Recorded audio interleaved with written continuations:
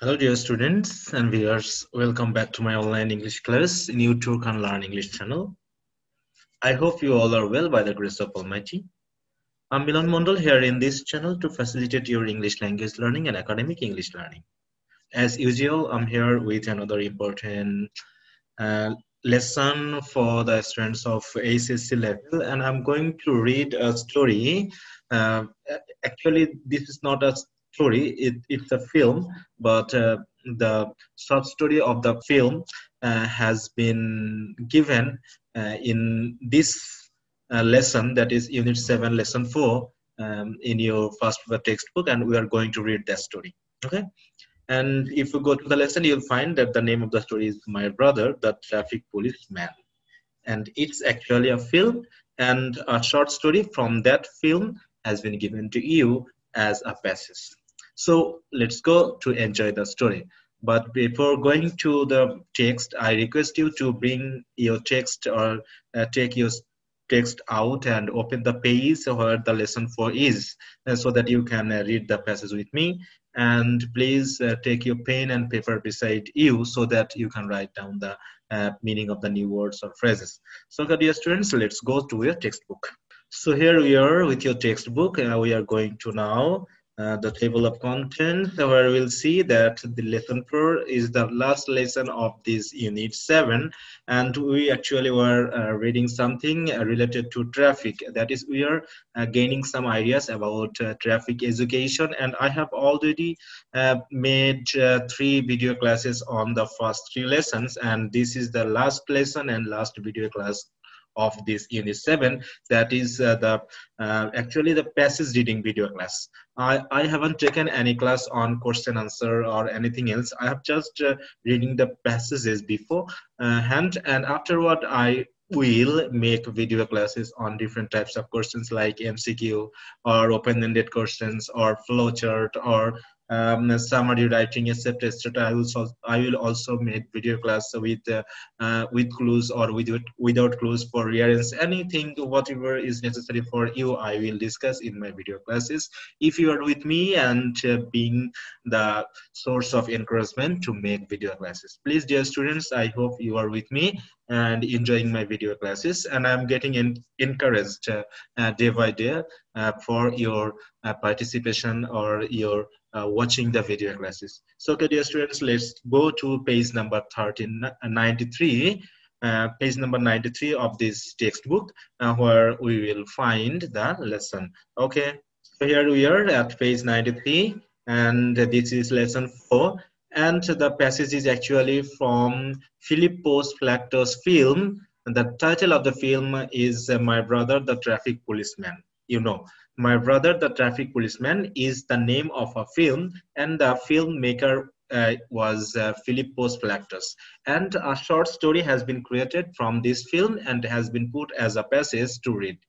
Okay, dear students, now we are going to read the passage with attention so that we can catch up the main story or plot of the film. So we can start. From Philippos Philactos' film, My Brother, the Traffic Policeman. So we can we can make an idea what would be the main topic of the this passage. Actually, the main character or the main topic is the person who is a traffic policeman, and we are going to know about it. And traffic policeman is a brother to someone else, and he is going to represent the characteristics or activities of that traffic policeman from his first-hand knowledge. Okay, the person of a traffic policeman has always been a curious one. Persona means characteristics, or এখানে persona বলতে ব্যক্তিত্বকে বোঝানো হচ্ছে। The persona of a traffic policeman, তাহলে একজন traffic পুলিশম্যানের যে ব্যক্তিত্ব সেটা কি has always been, সবসময় রূপান্তরিত হয়েছে কিসে, a curious one, একটা আকর্ষণীয় একটা ক্যারেক্টারে পরিণত হয়েছে, ব্যক্তিত্বে পরিণত হয়েছে। বলতে আসলেই মূল কথা এটাই যে একজন ট্রাফিক পুলিশম্যানের যে ব্যক্তিত্ব তা আসলে সকলের কাছে সবসময় সর্বদাই কি একটি খুবই কৌতূহলপূর্ণ একটা ক্যারেক্টার বা ব্যক্তিত্ব। It has often found important space.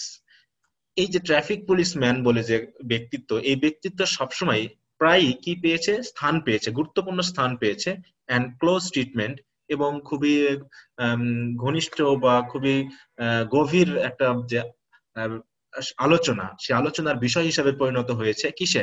In literature and other arts. তার মানে সাহিত্য এবং অন্যান্য যে শিল্প রয়েছে সেই শিল্পতে এই পুলিশম্যানের যে ব্যক্তিত্ব বা ক্যারেক্টার বা চরিত্র, এই চরিত্রটি আসলে খুবই গুরুত্বপূর্ণ স্থান এবং গুরুত্বপূর্ণ আলোচনার বিষয়বস্তুতে পরিণত হয়েছে। এছাড়াও বলছে বিসাইডস দ্য মেনি পয়েন্টস, বলছে অ্যাবাউট দিস ফ্যাসিনেটিং ক্যারেক্টার, বলছে এই যে আকর্ষণীয় চরিত্র, এই যে কৌতূহলপূর্ণ একটা চরিত্র, এই চরিত্র সম্পর্কে বলতেছে অনেক কবিতা রয়েছে, তাই না? অ্যাবাউট দিস ফ্যাসিনেট দেয়ার আর, বলছে দ্য ম্যানি পয়েন্টস, বলছে বিসাইড দ্য ম্যানি পয়েন্টস, এই চরিত্র নিয়ে যে অনেক কবিতা রয়েছে, এই কবিতা ছাড়াও দেয়ার ইজ অ্যাট লিস্ট, বলছে কমপক্ষে ওয়ান মুভি আছে। There is at least one movie, বলছে কমপক্ষে একটা মুভি আছে where the central character is a traffic policeman, যে মুভির কেন্দ্রীয় চরিত্র হচ্ছে ট্রাফিক পুলিশম্যান। বলছে ট্রাফিক পুলিশম্যান নিয়ে অনেক কবিতা রয়েছে, অনেক গল্প রয়েছে, ঠিক আছে না? কিন্তু বলতেছে যে হয়তো মুভি আছে কিনা রাইটারের জানা নেই, তবে বলা হচ্ছে যে কমপক্ষে একটা মুভি হয়তো আছে। তাহলে কমপক্ষে একটা মানে আরো হয়তো মুভি থাকতে পারে, সেটা হয়তো যিনি অথর এই প্যাসেজটুকুর তিনি হয়তো উল্লেখ করতে পারেননি, তবে বলছে অ্যাটলিস্ট এক না একটা মুভি অবশ্যই আছে। তার মানে এখানে তিনি বোঝাতে যাচ্ছেন actually this character or the person or the traffic policeman is a very important character in our society, আমাদের সমাজে আসলে খুবই গুরুত্বপূর্ণ একটি চরিত্র। And a traffic policeman always keeps a vigilant look when he is on his duty, যখন তিনি দায়িত্বরত থাকেন সবসময় তিনি কিন্তু সদা সতর্ক থাকেন, so that there happens no unwanted situation or accident like this, এবং সকলে যেন ট্রাফিক যে কোড গুলো রয়েছে, যে রুলস গুলো রয়েছে সেগুলো যাতে মেনটেন করে এবং ড্রাইভাররা যেন নিয়ম মেনটেন করে গাড়ি চালনা করে। তো এই বিষয়ের উপর সবচেয়ে বড় দায়িত্ব রয়েছে কার? ট্রাফিক পুলিশম্যানের। কারণ ট্রাফিক পুলিশম্যান যদি সতর্ক না হয় এবং ঠিকমতো ডিরেকশন না দেয়, তাহলে হয়তো যে কোনো সময় যে কোনো খারাপ পরিস্থিতি ঘটে যেতে পারে। তাই এই চরিত্রের উপর একটা বিশেষ গুরুত্ব প্রদান করতে এই রাইটার বলছে যে এই চরিত্রের উপরে অনেক হয়তো কবিতা রয়েছে, অনেক বহুত কবিতা রয়েছে, তবে বলছে কবিতার পাশাপাশিও হয়তো কোনো না কোনো ফিল্ম রয়েছে। তবে কবির জানা মতে, এই রাইটারের জানা মতে তিনি একটা ফিল্মের কথা এখানে উল্লেখ করেছেন, আর সেটা হচ্ছে কি, ইন 1963 গ্রিক ফিল্ম মেকার ফিলিপোস ফিলাক্টস, তাহলে গ্রিক একজন ফিল্ম মেকার, তিনি কি করেছেন, তার নাম হচ্ছে কি ফিলিপোস ফিলাক্টস, তিনি কি করেছেন, মেড দিস ফিল্ম, তিনি একটা ফিল্ম তৈরি করেছেন যার নাম হচ্ছে কি নেমড মাই ব্রাদার। তাহলে মাই ব্রাদার নামে দ্য ট্রাফিক পুলিশম্যান, তাহলে my brother the traffic policeman, এই নামে তিনি একটি ফিল্ম তৈরি করেছিলেন বা একটা সিনেমা বা তিনি একটা তৈরি করেছিলেন বা চলচ্চিত্র তৈরি করেছিলেন। তাহলে ফিলিপোস ফিলাক্টস নামে যে চলচ্চিত্রকার, তিনি 1963 সালে গ্রিক ভাষাতেই my brother the traffic policeman নামে একটি গ্রিক ফিল্ম তৈরি করেছিলেন। ইট ফিচার্ড, বলছে এই যে ফিল্ম, এই ফিল্মে প্রধানত দেখানো হয়েছে আ স্লাইটলি ম্যানিয়াক ট্রাফিক পুলিশম্যান, কিছুটা খ্যাপাটে ট্রাফিক পুলিশম্যানকে।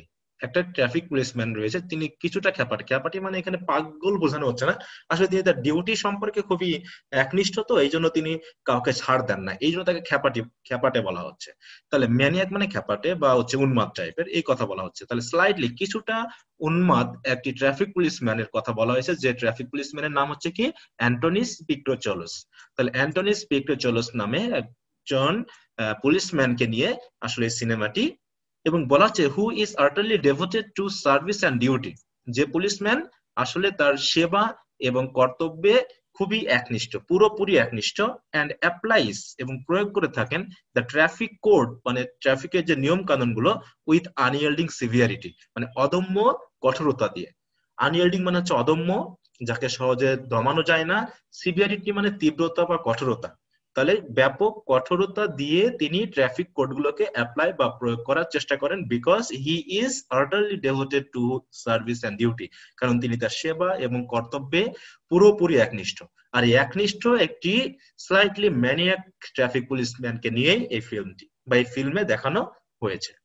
তো তিনি কতটুকু আনইয়েল্ডিং সিভিয়ারিটি দিয়ে আসলে ট্রাফিক রুলস গুলোকে মেনটেন করায় নেন, সেগুলো হচ্ছে কেমন, টিকেটস রেইন ডাউন। এখন টিকেটস বলতে আসলে কি বোঝানো হচ্ছে, আমরা দেখেছি যে যখনই কোনো ট্রাফিক রুলস যারা ব্রেক করে, এরকম ব্রেকারদেরকে অনেক সময় কি করে ট্রাফিক পুলিশম্যানরা মামলা দায়ের করে থাকেন বা জরিমানা করে থাকেন। তাহলে মামলা দায়ের বা জরিমানা করেন যে টিকিটের মাধ্যমে বা যে কাগজের মাধ্যমে, তাকে বলা হচ্ছে এখানে টিকিটস। তাহলে আমরা টিকিটস বলতে বুঝবো ওই মামলা বা জরিমানার যে কাগজ সেটা।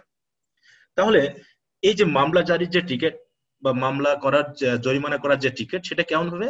রেইন ডাউন, মানে কি বৃষ্টির মতো পতিত হয় আপন ল ব্রেকার্স, আইন ভঙ্গকারীদের উপর, ইন পার্টিকুলার ট্যাক্সি ড্রাইভার্স, বিশেষ করে ট্যাক্সি ড্রাইভার্সদের উপর, এন্ড স্পেশালি ল্যাম্প্রুস, এবং আরো বিশেষ করে বলতে গেলে ল্যাম্পুস নামে একজন ব্যক্তির উপর, who happens to be in love with Picrocholo sister Fofo, যে ট্যাক্সি ড্রাইভার আবার কিনা ওই অ্যান্টোনিও পিক্রোকোলাস যে ট্রাফিক পুলিশম্যান, ওরই বোন ফোফোর আসলে সাথে প্রেমে আসক্ত, মানে প্রেমে পড়েছে। হ্যাঁ, প্রেমাসক্ত যাকে বলা হচ্ছে। তাহলে ঘটনাটা কেমন হয়ে গেল? যে যেহেতু ট্রাফিক পুলিশম্যানের বোন ফোফোর সাথে ওই একজন বিশেষ ট্যাক্সি ড্রাইভার ল্যাম্প্রোস এর রয়েছে একটা ভালোবাসার সম্পর্ক, এই জন্য বিশেষত ট্যাক্সি ড্রাইভারের উপরে এবং আরো বিশেষ করে ল্যাম্প্রোসের উপরে আইন ভঙ্গের যে টিকিট, সেটা একদম বৃষ্টির মতো পতিত হয়। হয়তোবা ট্রাফিক পুলিশম্যান জানে যে তার বোন ফোফোর সাথে এই ট্যাক্সি ড্রাইভারের একটা সম্পর্ক রয়েছে, তাই হয়তোবা তিনি চান না যে ট্যাক্সি ড্রাইভার তার বোনের সাথে প্রেম রাখুক বা আসক্ত থাকুক। এই জন্য হয়তো তার উপর বিশেষ রাগান্বিত হয়ে এই টিকিট বেশি পরিমাণে প্রয়োগ করে।